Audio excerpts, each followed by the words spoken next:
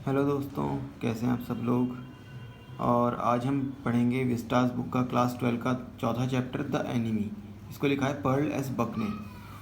और ज़्यादा time waste ना करते हुए मैं चैप्टर शुरू कर देता हूँ। बस आपको एक बात बता देता हूँ कि ये चैप्टर काफ़ी लंबा चैप्टर है ये, तो ये चैप्टर मैं पार्ट्स में आपको समझाऊँगा। यानी कि हो सकता है इसकी एक दो या दो से ज़्यादा वीडियोज़ आएँ, क्योंकि इसमें काफ़ी लंबा चैप्टर है। तो जैसे ही ये वीडियो 30 मिनट्स की हो जाएगी, मैं इसको वीडियो को एंड कर दूंगा और उसके बाद मैं दूसरी वीडियो इसमें बनाऊंगा, जिसमें दूसरी वीडियो में तो सेकंड पार्ट से इसको मैं शुरू करूंगा। चलिए अब शुरू करते हैं। तो चैप्टर का नाम है द एनिमी। इसको लिखा है पर्ल एस बक ने। और ये चैप्टर लिखा गया है उस टाइम में जब वर्ल्ड वॉर का टाइम था। वर्ल्ड वॉर के टाइम पे दो अलग अलग पार्ट्स में दुनिया बट गई थी। तो उसमें समझ लीजिए कि बस जापान और अमेरिका की आपस में दुश्मनी थी। जापान एक साइड पर था वॉर में और अमेरिका अपोजिट साइड पर था। अमेरिका ने जापान पे एटम बम भी गिराए हैं, आपको पता ही है। तो ये उसी टाइम का वो चल रहा था कि जब वॉर है, दोनों के बीच में दुश्मनी है और सामने वाले देश को, मतलब वही है कि वो सामने वाले देश को हेल्प करेंगे तो आप एक गद्दार कहलाएंगे। इस तरह का वहाँ पे सीन चल रहा था। तो ये बेसिकली उस टाइम की बात है। उस टाइम पे एक डॉक्टर थे, डॉक्टर सदाओ। तो उनके बारे में कहानी है, चलिए पढ़ते हैं इस कहानी को। तो डॉक्टर सदाओ का घर जो है वो जापान के एक समुद्र के किनारे पे बना हुआ था, जहाँ पे वो बचपन में आके खेला करते थे। और वहाँ पे एक छोटे छोटे चौकोर पत्थर होते थे जिस पे वो बैठा करते थे, और बीच से जस्ट ऊपर थे वो पत्थर। और एक उन्होंने पत्थरों ने मतलब, और ये पाइन के पेड़ों के साथ उन्होंने, पाइन के पेड़ होते हैं उनके साथ उन्होंने एक लाइन सी बना रखी थी। बचपन में बॉय मतलब सदाओ जो थे उन पेड़ों पे चढ़ते थे, पाइन्स पे, और नंगे पैर उन पे चढ़ने की कोशिश करते थे। और क्योंकि उन्होंने देखा था साउथ के सी में लोगों को करते हुए ऐसा, जब वो कोकोनट के पेड़ों पर चढ़ते थे इसी तरह वो पाइन के पेड़ों पर चढ़ने की कोशिश करते थे। और उनके फादर उनको आइलैंड पे लेके जाते थे और कभी भी ये बताना नहीं भूलते थे। वो हमेशा उनको ये ज़रूर बताते थे कि ये जो आइलैंड है यॉन्डर, ये जापान का फ्यूचर बनाने के लिए ना नींव के पत्थर का काम करेंगे। यानी कि जब हम कोई चीज़ बनाते हैं तो सबसे पहले नींव रखते हैं ना उसकी। तो ये जो ये जो आइलैंड है आगे दिखाई दे रहे हैं सामने, ये आगे जापान की जब तरक्की होगी उसके लिए नींव के पत्थर का काम करेंगे। तो सदाओ पूछते थे कि बहुत सीरियसली सदाओ उनसे पूछते थे कि इन पे मतलब ये अब जब स्टेपिंग स्टोन्स का काम करेंगे, नींव के पत्थर का काम करेंगे या आगे बढ़ने का काम करेंगे, तो हम इनसे आगे बढ़ के जाएंगे कहाँ। तो उनके फादर कहते थे कौन जानता है कहाँ जाएंगे, हमारा फ्यूचर की किसी ने कोई लिमिट थोड़ी बांधी है, पता नहीं हमारा फ्यूचर कितना आगे तक लेके जाए हमको। और ये डिपेंड करता है कि हम इससे क्या बनाते हैं, हम इसका किस तरह से यूज़ करते हैं। सदाओ ने ये बात अपने माइंड में एकदम बसा ली थी और वो हर काम वही करते थे जो उनके फादर कहते थे। उनके फादर कभी उनके साथ जोक नहीं करते थे, कभी वैसे बच्चों की तरह खेलते नहीं थे, क्योंकि और क्या कहते हैं, ज़्यादातर उनको मतलब दर्द में डालते थे। मतलब ज़्यादातर उनको वो देते रहते थे कि ये नसीहत देना और उनको मुश्किल से मुश्किल चीज़ों में डालना। और उसकी वजह थी एक, क्योंकि वो उनके इकलौते बेटे थे और वो चाहते थे कि उनका बेटा जो है उसको ज़िंदगी की सख्तियाँ झेलने की आदत हो और वो आगे बढ़ के इस चीज़ को मतलब अपने फ्यूचर के लिए यूज़ करे। और सदाओ जानते थे कि उनकी एजुकेशन जो थी वो उनके फादर का मेन कंसर्न थी। उनके फादर चाहते थे कि सदाओ बहुत पढ़े लिखें, इसीलिए वो 22 साल की एज में अमेरिका चले गए थे सर्जरी और मेडिसिन सीखने के लिए। 30 साल की एज में वापस आए और उनके फादर उसके बाद वो मर गए थे, मगर उनके अपने मरने से पहले उन्होंने देख लिया था कि सदाओ एक बहुत फेमस सर्जन भी बन गए थे और एक साइंटिस्ट भी बन गए थे। साइंटिस्ट इसलिए बन गए थे क्योंकि वो एक तरह की मेडिसिन बना रहे थे जो पूरे घाव को पूरी तरह से बहुत सफाई से क्लीन कर देती थी, मतलब घाव भर भी देती थी और घाव का निशान भी मिटा देती थी, घाव को बिल्कुल साफ भी कर देती थी। और जब क्योंकि वॉर चल रही थी, वॉर में ये होता है कि जब मिलिट्री भेजी जाती है कहीं पर तो साथ में डॉक्टर्स को भी भेजा जाता है। तो उनको वहाँ भेजा नहीं गया मिलिट्री के साथ। इतने अच्छे सर्जन थे वो कि उनको वहाँ भेजा इसलिए नहीं गया क्योंकि जो एक बूढ़ा जर्नल था, जो आर्मी के हेड होते हैं, उन्हें एक ऑपरेशन की ज़रूरत थी। और क्योंकि उनका इलाज चल रहा था और सदाओ बहुत अच्छे सर्जन थे, उन पर जनरल को भरोसा था, तो उन्होंने उनको कंट्री में जापान में ही रख रखा था कि भाई वॉर में आप मत जाइए, आप जब मेरे इलाज की ज़रूरत होगी तो मेरा इलाज करिएगा। अब ये उस शाम की बात है जब ये इंसिडेंट हुआ। बादल आ रहे थे समुद्र की तरफ से, क्योंकि पूरा दिन गर्मी रही थी तो वो भाप बन के बाद में बादल बन गए थे, बहुत हैवी फॉग हो गया था और ठंडी वेव्स आ रही थी, उनकी वजह से वो फॉग बहुत ज़्यादा बन के आ रहा था। सदाव देख रहे थे कि वहाँ पे धुंध हो रही है चारों तरफ, और जो आइलैंड सामने दिखाई देता था किनारे से वो दिखाई नहीं दे रहा था धुंध की वजह से। और वो भी चुपचाप अपने बीच हाउस पे वापस आ रहे थे। तो वो भी चुपचाप अपने बीच हाउस पे वापस आ रहे थे।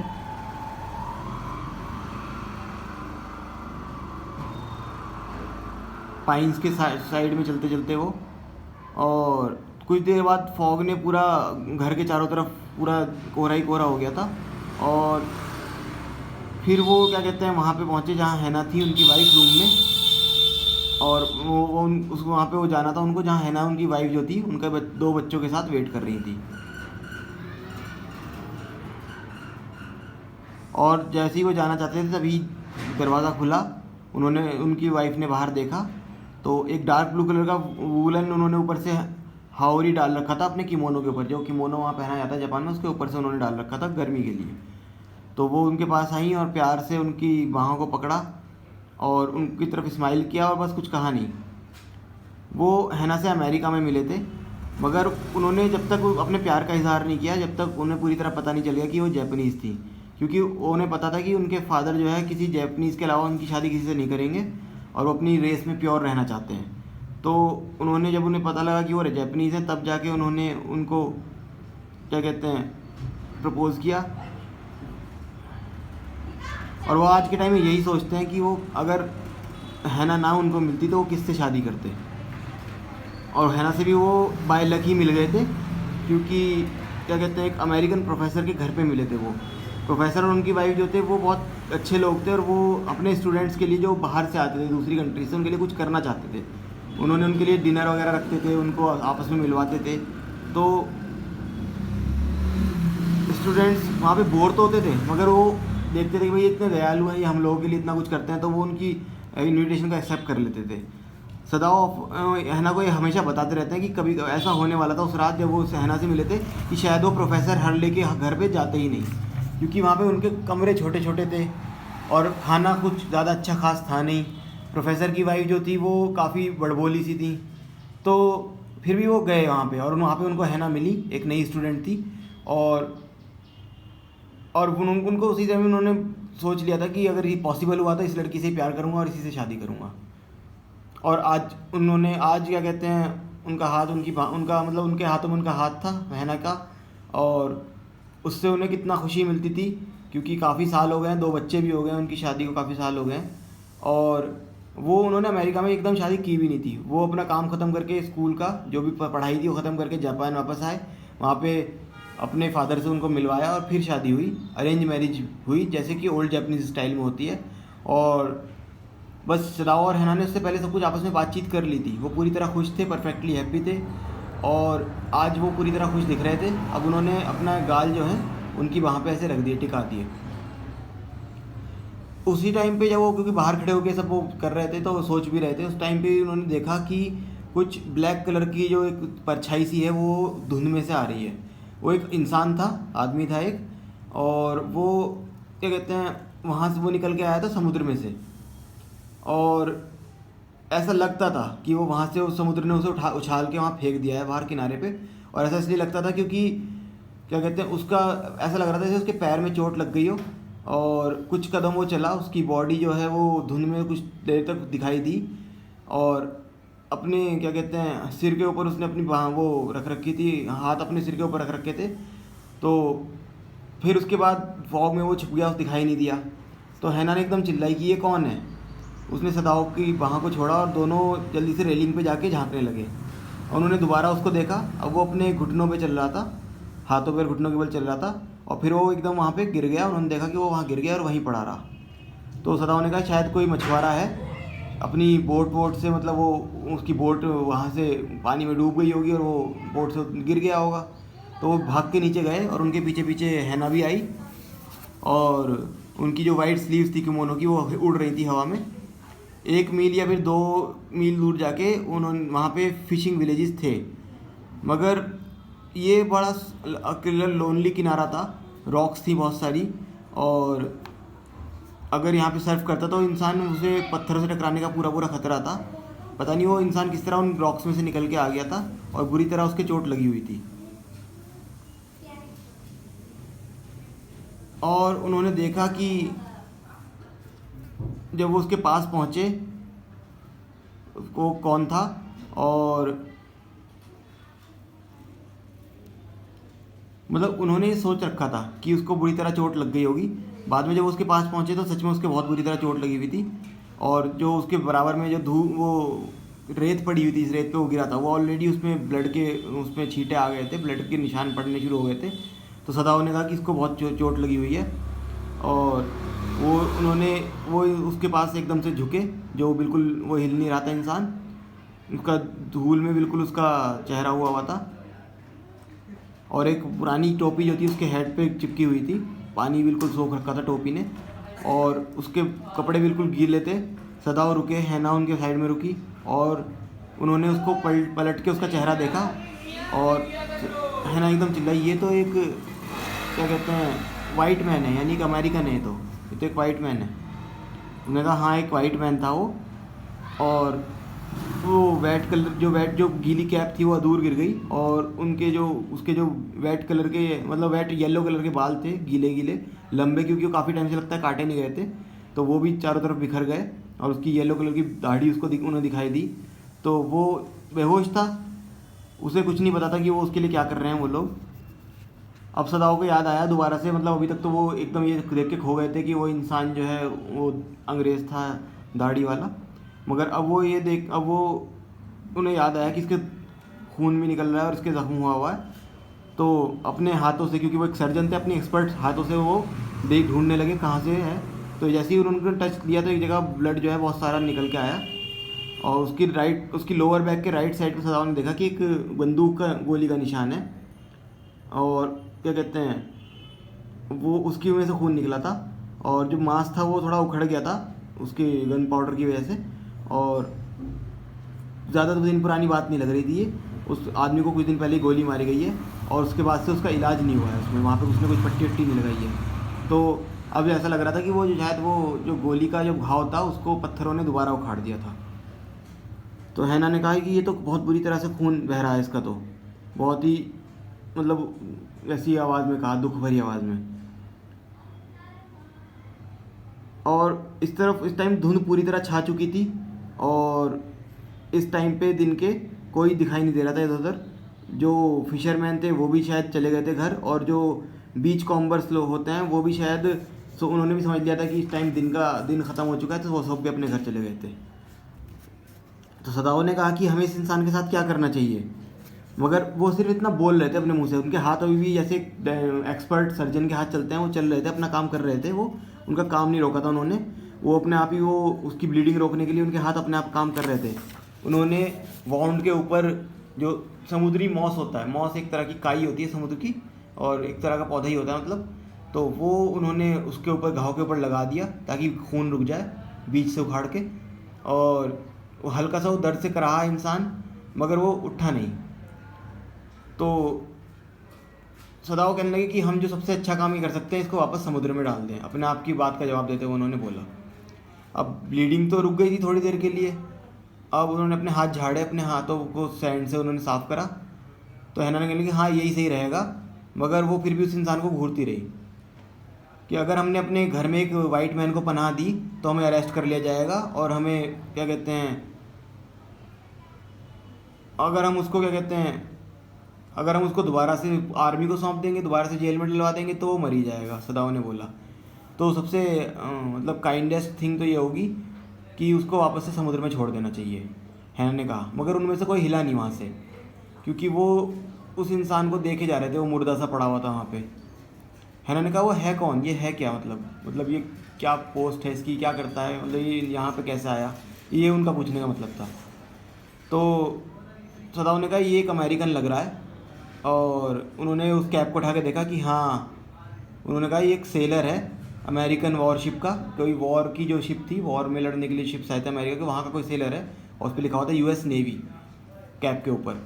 तो वो प्रिजनर था किसी वॉर का, मतलब वो जो वॉर में जो लोग दूसरे सामने वाले लड़ते थे, जो दो जापान और अमेरिका आपस में वॉर करते थे, तो जो भी जीतता था वो सामने वाले के जो बचे हुए सैनिक होते थे उनको बंदी बना लेता था। तो वो किसी वॉर का ही बंदी था, जापान वालों ने बंदी बना लिया था अमेरिका के कुछ लोगों, उनमें से वो एक था।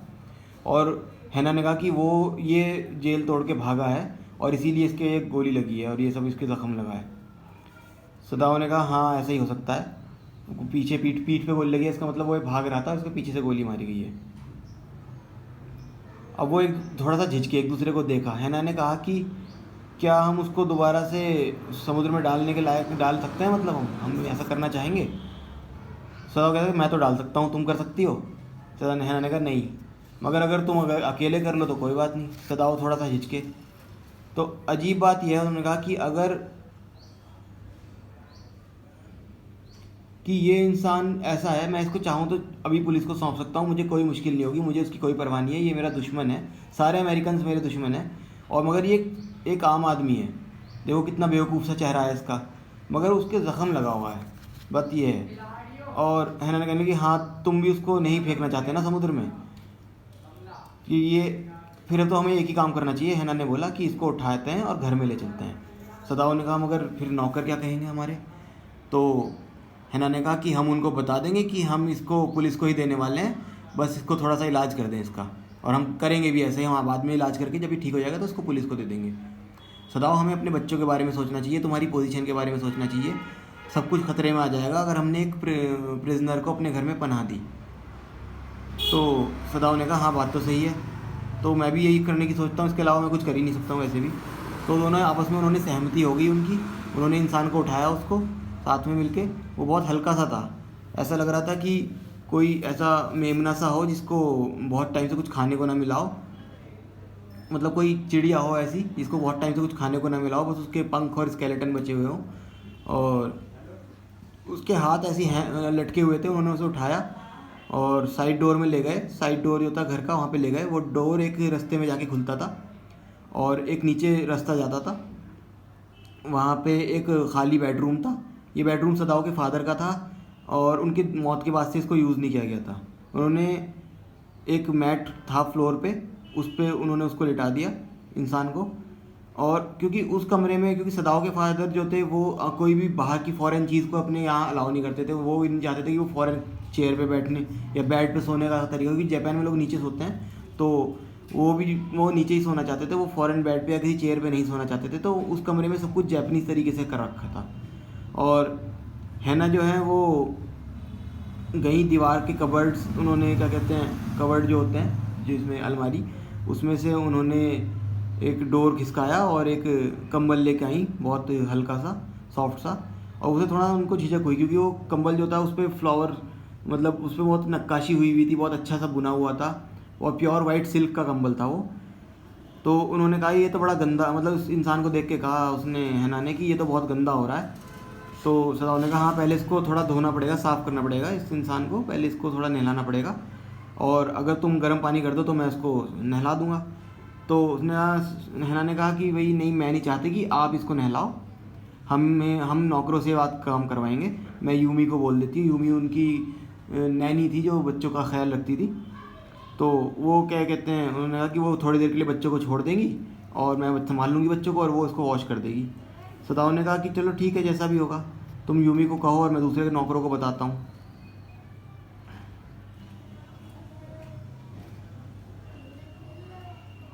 मगर वो इंसान अभी भी बेहोश पड़ा हुआ था। तो डॉक्टर होने के नाते पहले उन्होंने उसकी पल्स चेक करी, बहुत हल्की थी मगर पल्स चल रही थी फिर भी, और उसकी ठंडी छाती पर हाथ रखा तो दिल भी धड़क रहा था। तो सदाओ ने कहा कि अगर इसका ऑपरेशन नहीं करा गया तो ये मर जाएगा। और सबसे बड़ा सवाल ये है कि पता नहीं अगर करेंगे तब भी बचेगा कि नहीं बचेगा। तो हैना ने कहा क्या मतलब उसको बचाने की कोशिश मत करो, पता नहीं अगर ये ज़िंदा रहा तो क्या होगा। और सदाओ ने कहा अगर ये मर गया तो क्या होगा, ये भी तो गलत बात है। अब वो उस इंसान को घूरे जा रहे थे, वो मोशनलेस पड़ा हुआ था इंसान, वो कोई हिल डुल नहीं रहा था। क्या उन्होंने कहा ये इंसान के अंदर बहुत ज़्यादा जीने की इच्छा होगी, बहुत ज़्यादा, अब तक इसके अंदर इतनी ताकत होगी या इतना इसके अंदर कुछ ना कुछ है क्वालिटी जो ये अब तक ज़िंदा है, वरना अब तक तो खुद ही मर गया होता। और ये जैसे ज़्यादा वैसे भी बहुत जवान इंसान है, 25 साल से ज़्यादा इसकी एज नहीं होगी। तो उसने कहा कि मतलब ये ऑपरेशन से भी मर सकता है? हैना ने पूछा। साहब ने कहा हाँ हो सकता है, ऑपरेशन से ही मर जाए ये।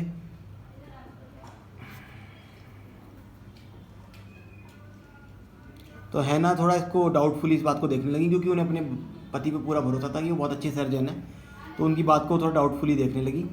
और जब उन्होंने कोई जवाब नहीं दिया, सदाओ मुड़े और उन्होंने कहा कि फिर भी कुछ भी हो जाए इसके साथ कुछ ना कुछ तो करना पड़ेगा, और सबसे पहले तो उसको धोना पड़ेगा, नहलाना पड़ेगा इसको। वो बाहर चले गए और हैना भी उनके पीछे पीछे आ गई। वो अकेला उस इंसान के साथ वहाँ नहीं रुकना चाहती थी, क्योंकि जब से उन्होंने अमेरिका छोड़ा था वो पहला अमेरिकन इंसान था जिसको उन्होंने देखा था। अब उन्हें अमेरिकन से कोई लेना देना नहीं था, अब से सारे अमेरिकन और वो इंसान भी उनका दुश्मन था, चाहे वो मरा हो चाहे ज़िंदा हो। वो नर्सरी में गई जहाँ बच्चे थे और उन्होंने यूमी को पुकारा, यूमी, और बच्चों ने उनकी आवाज़ सुन ली और उन्हें अंदर जाना पड़ा और उनके साथ जाके खेलना पड़ा थोड़ी देर के लिए। फिर उनके बच्चे थे, 3 महीना का एक बेटा था उनका, और अपने हाथों को बच्चे के सिर पे फेरते हुए बोली कि यूमी मेरे साथ आओ। यूमी ने कहा कि मैं बच्चे को ज़रा लिटा देती हूँ, वो अभी सोने के लिए तैयार है। वो यूमी के साथ कमरे में गई, बेडरूम जो था नर्सरी के बाद में, और वहाँ पे थोड़ी देर अपने बच्चे को बाहों में पकड़ के खड़ी रही। यूमी ने वहाँ पे कंबल बिछाए, बेडशीट बिछाई, और फिर बच्चों को उन कंबल के बीच में लिटा दिया। तब हैना ने बहुत जल्दी से किचन की तरफ लेके गई, और 2 सर्वेंट जो थे ऑलरेडी डरे हुए थे, क्योंकि उनके मास्टर ने भी उन्हें एक बात बताई थी। और जो बूढ़ा गार्डनर था वो एक हाउस सर्वेंट भी था, उसने अपने मतलब अपर लिप के कुछ बाल तक नोचने शुरू कर दिए थे। तो उसने हैना से कहा कि मास्टर को ये ऐसा नहीं करना चाहिए, ये वाइट मैन है, इसकी घाव को मास्टर को नहीं भरना चाहिए, इसका इलाज नहीं करना चाहिए, क्योंकि ये मरने के लिए, इसको मरना तो था ही, वाइट मैन को मरना था ही, क्योंकि पहले देखो उसको गोली लगी, फिर समुद्र ने उसको पकड़ लिया, फिर उसको चट्टानों से चोट मार दी। तो अगर मास्टर इसको ठीक कर देंगे तो जो ये गन ने किया है और जो समुद्र ने किया है, ये समुद्र गन ये हमसे बदला लेंगे इस बात का, क्योंकि जापान के गन और समुद्र भी मतलब वो भी जो देश के दुश्मन हैं उनसे नफरत करते हैं। तो हैना ने कहा कि चलो ठीक है, मैं उन्हें बता दूंगी जो तुमने कहा। मगर वो इस बात से थोड़ी डर गई थी। वो उतनी मतलब सुपरस्टिशियस तो नहीं थी, अंधविश्वासी तो नहीं थी जैसा वो बूढ़ा इंसान था, मगर वो ये सोच रही थी कि क्या ऐसा सही होगा कि उस एक दुश्मन की हेल्प की जाए। तो फिर भी उन्होंने यूमी से कहा कि पानी गर्म कर दो और कमरे में ले आओ जो वाइट मैन जहाँ पे था। और उन्होंने जाके पार्टीशंस थोड़े हटा दिए। सदाओ वहाँ पे नहीं थे तब तक। यूमी उनके पीछे पीछे गई, उसने अपनी जो लकड़ी की बकेट थी इसमें पानी गर्म किया था वो वहाँ पे रख दी। वो वाइट मैन को देखा उसने, और जब उसने देखा उसके थिकली फोल्ड थे अपने आप में और वो मतलब बिल्कुल ही बेहोश पड़ा हुआ था, तो उसने कहा कि यूमी ने कि मैं कभी भी एक अमेरिकन को नहीं नहलाऊंगी ना उसको धोऊंगी, और इतने गंदे को तो कभी भी नहीं। हैना ने उसको ऊपर चिल्ला के कहा कि तुमने जो तुम्हारे मास्टर आदेश देते हैं वो करना पड़ेगा। मगर यूमी ने बदले में इतनी बुरी तरह से उनको घूरा और इतना उसके चेहरे पे रेजिस्टेंस था, मतलब इतना ज़्यादा विरोध था उसके चेहरे पे, तो हैना खुद ही डर गई इस बात से। तो उसने कहा कि भाई ये ऐसा भी तो सकता है कल कोई सर्वेंट को ज़्यादा कुछ कहें तो ये जाके रिपोर्ट कर दें इस बात की सब जगह, फिर क्या होगा। फिर उन्होंने कहा चलो ठीक है, तुम समझो इस बात को कि हम उसको सिर्फ उसको होश में लाना चाहते हैं, उसको मतलब सही करना चाहते हैं ताकि बाद में हम उसको जेल में भेज सकें। तो यूमी ने कहा मुझे इस बात से कोई लेना देना नहीं है, मैं गरीब इंसान हूँ और ये मेरा इस बात से कोई लेना देना है नहीं, ये मेरा बिज़नेस नहीं है, मेरा काम नहीं है ये। तो मैंने कहा ठीक है फिर जाओ अपने जो काम कर रही थी वही काम करो जो तुम्हारा काम है। तो यूमी जो है कमरा छोड़ के चली गई, मगर हैना जो है उस इंसान के साथ अकेली रह गई और वो बहुत डरी हुई थी, और इतनी ज़्यादा डर गई थी कि यूमी ने जो बदसलूकी की थी उनके साथ, क्योंकि थी तो वो नौकरी और उसने इतना जवाब दिया था, मगर उस पर वो गुस्सा तक नहीं दिखाया उन्होंने चुपचाप उसको भेज दिया। उन्होंने बस ये अपने आप में भी आपस में भी बस ये बोल रही थी अपने मुंह में कि बेवकूफ़ यूमी, ये एक इंसान ही तो है, एक ऐसा इंसान जिसको चोट लगी हुई है, हेल्पलेस बेचारा, इसकी वो मदद तक नहीं करना चाह रही है। और जब उन्होंने अपनी खुद की बात को इस तरह से सुना कि भाई एक इंसान है, तो फिर खुद ही वो क्या कहते हैं नीचे की तरफ झुक गई। उन्होंने देखा जहाँ से जिन कपड़ों से वाइट मैन को ढका हुआ था वो उसने हटाने लगी उनको, और जब उन्होंने उसके ऊपर के कपड़े उतार दिए तब उन्होंने स्मॉल क्लीन टॉवल जो है यूमी जो लाई थी वो हॉट वाटर में उसको डुबोया और उसके फेस को केयरफुली वॉश करने लगी। उसकी आदमी की जो स्किन थी वो रफ़ थी, मगर क्या कहते हैं उसका टेक्सचर बड़ा फाइन था और वो काफ़ी ब्लॉन्ड रहा होगा जब वो बच्चा था। मतलब काफ़ी ज़्यादा जो ब्लॉन्ड का मतलब होता है कि काफ़ी गोरे गोरे जो लोग होते हैं काफ़ी ज़्यादा ही, तो वो काफ़ी गोरा रहा होगा जब वो बच्चा था। और वो सब सोच रही थी, मगर क्या कहते हैं, मगर अभी भी वो इंसान उनको ज़्यादा कुछ खास पसंद नहीं आ रहा था क्योंकि वो बच्चा तो था नहीं। तो उसकी अपर बॉडी को उन्होंने वॉश किया, वो पूरी क्लीन हो गई थी, मगर उनको पलटने की उनकी हिम्मत नहीं हुई। क्योंकि सदाव अब तक कहाँ है, वो उनका थोड़ा सा गुस्सा सदाव पे भी आ रहा था। वो थोड़ा सा एंशियस होकर उठी, अपना वो गलत टॉवल से उन्होंने हाथ पहुँच दिया। फिर उन्होंने कहा कि इंसान को थोड़ा सा than less the man B chilled she put the quilt over him. तो उन्होंने कहा कि ये इंसान को ठंड तो लगी रही होगी, उसके ऊपर उन्होंने कंबल डाल दिया। सदाव को उन्होंने फिर आवाज़ लगाई और वो सदाव आने ही वाले थे और अब बिल्कुल दरवाज़ा खोलने ही वाले थे। और जैसे ही उन्होंने आवाज़ लगी उन्होंने दरवाज़ा खोल दिया। उन्होंने देखा कि सदाव अपनी सर्जरी की सारी जो सर्जन वाली इमरजेंसी बैग है वो सारा लेकर आए हैं, अपना सर्जन वाला कोट पहन के आए हैं। तो उन्होंने एकदम चिल्ला के कहा, तुमने ऑपरेशन करने का डिसाइड कर लिया है? सदाव ने कहा हाँ। और वो उनकी तरफ मुड़े और अपनी जो एक स्टेरलाइज टॉवल था जो स्टेरलाइज किया हुआ था उसे फ्लोर पे रखा, टोकोनोमा के फ्लोर पे, टोकोनोमा क्लोव के फ्लोर पे। टोकोनोमा एक घर में बिछाने का एक वो मतलब एक तरह का एक वो होता है जिसमें फ्लावर वगैरह रखे जाते हैं, एक मतलब डेकोरेशन की चीज़ होती है बेसिकली वो। उसमें उन्होंने वहाँ पे वो टॉवल रखा और अपने इंस्ट्रूमेंट उस टोकोनोमा के ऊपर रख दिए, टॉवल के ऊपर।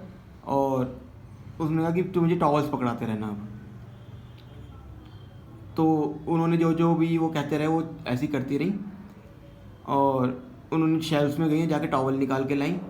फिर उन्होंने सोचा कि ये वो चाहते थे कि वो नीचे जो मैट बिछा हुआ है उसको बदल दें ताकि ब्लड से वो ख़राब ना हो। उन्होंने वो झुकी